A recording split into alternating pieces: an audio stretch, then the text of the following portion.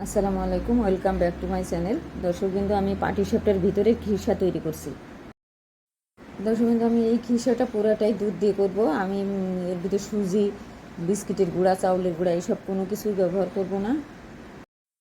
খিসা তৈরি করে এই অবস্থায় দর্শকবৃন্দ এয়ার টাইট একটা বক্সে এটা রেখে দেওয়া যায়। রেখে দিয়ে কিছু যখন প্রয়োজন মতো বের করে পাটিসাপটা তৈরি করে। খিসা তৈরি করার জন্য প্রথমে আমি বাদাম ভেজে নিচ্ছি। বাদামটা ভাজলে দর্শকবৃন্দ একটু ঘ্রাণ আসে সুন্দর, তো ভেজে নিয়ে আমি এটা একটু গুঁড়া করে নিব, গুঁড়া করে রেখে দিচ্ছি। প্রথমে একটা পাত্র নিয়েছি চুলা, আর এর সাথে আমি দিয়ে দিচ্ছি এই যে এরকম করে আমার গরুর দুধ, এখানে হাফ কেজি আছে, তো আমি এরকম 4 প্যাকেট দিয়ে দিছি। টোটাল 2 কেজি দুধ দিয়েছি। চুলা ধরিয়ে দিলাম। প্রথমে আমি হাই ফ্লেমে দুধটা বলক তুলে নিব, তারপর লো ফ্লেমে আমি দুধটা ঘন করব। দর্শকবৃন্দ, বলক উঠে দুধের স্বর উঠছে দেখতে পাচ্ছেন, তো আমি এরকম বারবার স্বর উঠতেছে, এটা আমি এরকম পাশের থেকে স্বরগুলো তুলে আমি দুধের ভিতরে দিয়ে দিচ্ছি। এতে করে দুধটা ঘন হবে, খেতে অনেক টেস্টি হবে, ক্রিমি একটা টেক্সচার আসবে।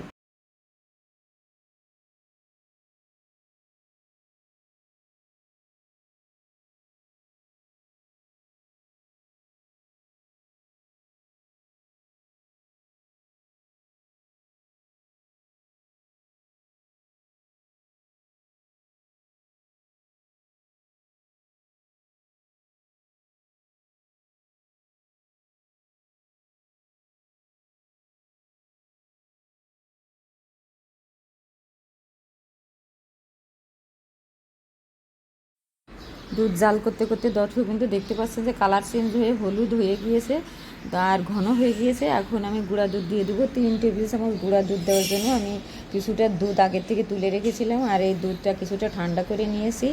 এখন কুসুম গরম দুধের ভিতরে 3 চামচ পরিমাণে গুঁড়া দুধ দিয়ে দিলাম, আর এটা আমি মিশিয়ে তারপর আমি এই দুধের ভিতরে ঢেলে দিচ্ছি।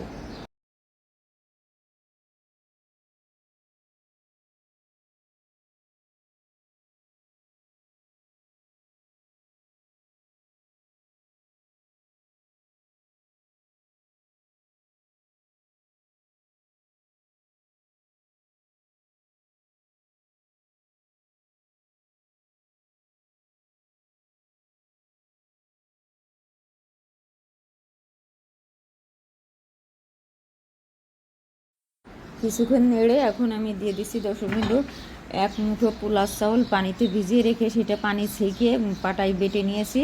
তো 1 টেবিল চামচ পরিমাণে এটা দুধের সাথে মিশিয়ে দিয়ে দিলাম। দর্শকবৃন্দ, পোলার চাউলের গুঁড়াটা দিলে অসাধারণ একটা ফ্লেভারও আসে আর খেতেও অনেক টেস্ট হয়। আমি দর্শকবৃন্দ 4টা এলাচ দিয়ে দিচ্ছি, আর এলাচের যে ফ্লেভারটা এটা দুধের ভিতরে চলে গেলে আমি এটা তুলে ফেলে দিব। দিয়ে দিচ্ছি 2 টেবিল চামচ পরিমাণে চিনি। দর্শকবৃন্দ, চাইলে আপনারা গুড় দিতে পারেন।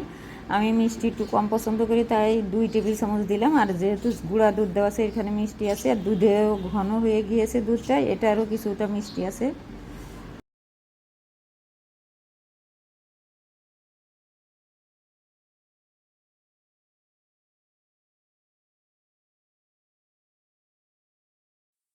দর্শকবৃন্দ, আমি বাদাম ভেজে যে গুঁড়া করে রেখেছিলাম সেখান থেকে 1 টেবিল চামচ পরিমাণে গুঁড়া দিয়ে দিলাম, বাদামের গুঁড়া।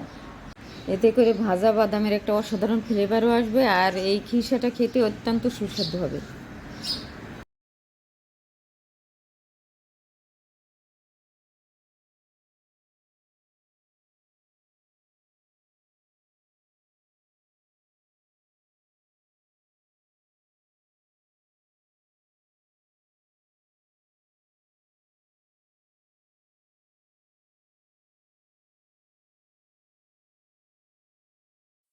সব শেষে দিয়ে দিচ্ছি 1 টেবিল চামচ পরিমাণে ঘি, আর এই ঘিটা দিয়ে আমি একটু নেড়ে চেড়েই আমি নামিয়ে নেব, তাহলে ঘিয়ের একটা অসাধারণ ফ্লেভারও থাকবে আর খেতেও অনেক টেস্টি হবে। এখন অলমোস্ট ডান দর্শকবৃন্দ, আমি নেড়ে চেড়ে এখনই নামিয়ে নিব।